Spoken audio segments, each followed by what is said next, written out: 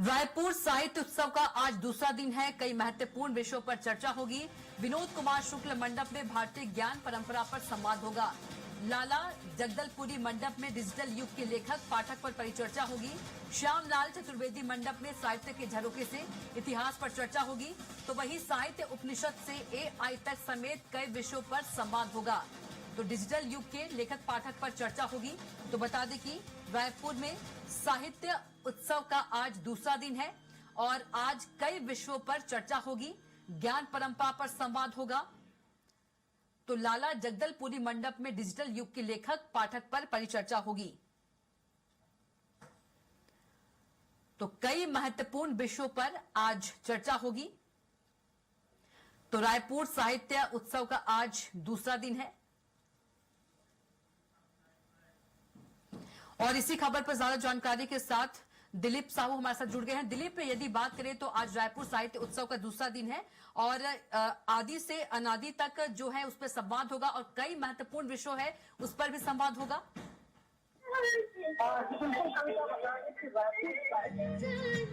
जी बिल्कुल कविता, बता दें कि रायपुर साहित्य उत्सव जोरों पर है और अलग अलग मंचों में वैचारिक रूप से अलग अलग विषयों को लेकर सार्थक मंचन हो रहा है।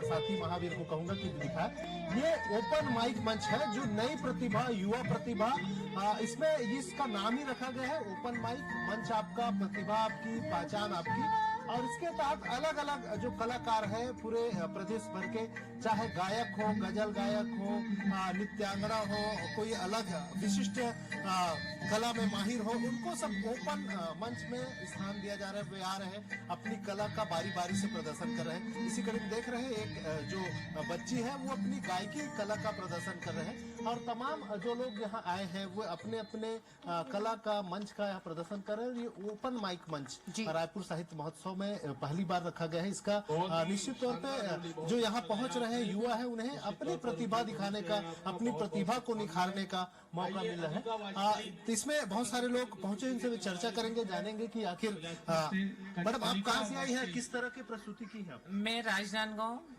के पास श्वेकदान है, मैं वहां से आ रही हूँ। लगभग 100 किलोमीटर दूर से मैं आई हूँ और अपनी 1 साल की बेटी को के साथ मैंने यहाँ परफॉर्म करने आया है।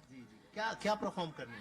मैं ओपन माइक के लिए आई हूँ। ओपन माइक में मैंने अपनी कविता रखी है, अपनी खुद की लिखी हुई कविता, जिसका विषय था माँ, गुड़िया और सब्जियां, जिसमें माँ अपनी बेटी को सब्जियां खरीदना सिखाती है, लेकिन अंत में बच्ची उसे ये कहती कि माँ सब्जियां बिल्कुल लड़कियों की तरह चुनी जाती है। तो ये मेरा विषय था। देखिए, ये ओपन माइक मंच है, इसमें सभी अपने अपने कला का प्रदर्शन करने आए हैं।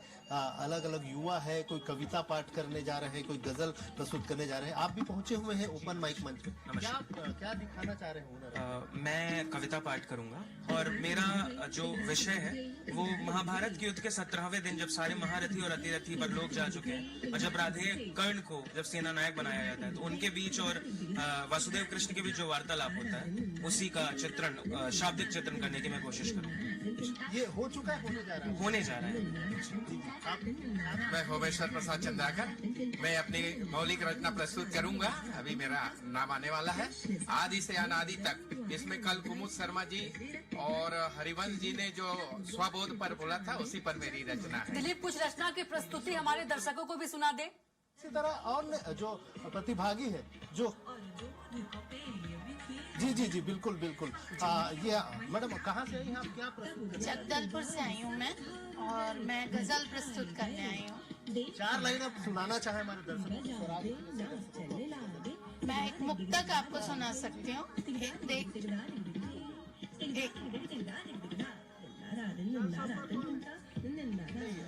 जहाँ पर प्रेम भोलापन, बड़ी मीठी सी भाषा है, धरा सुंदर है मन भावन, स्वयं प्रभु ने तराशा है।